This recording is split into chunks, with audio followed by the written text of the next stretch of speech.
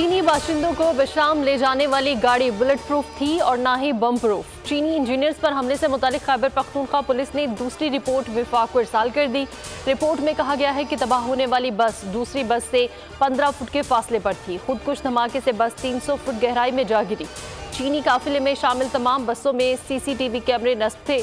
खुदकुश bomber के जेर इस्तेमाल गाड़ी के टुकड़े हासिल कर लिए गए। वकुआ की फिजाई तस्वीर भी हासिल कर ली गई।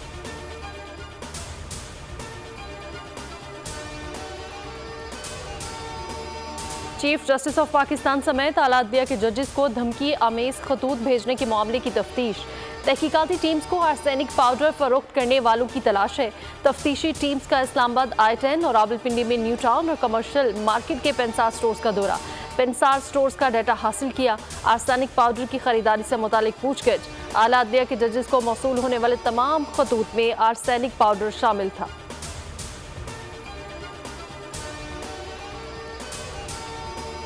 कराची में खून की होली खेली जा रही है। वजीर आजम और सदर ममलिकत नोटिस ले।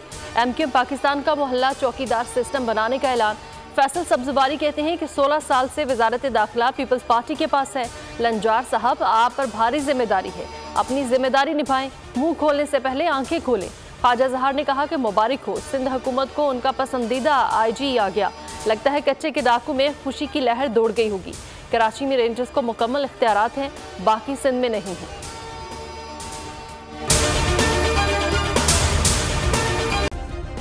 सब्सक्राइब करें और बेल दबाएं ताकि कोई खबर रह न जाए।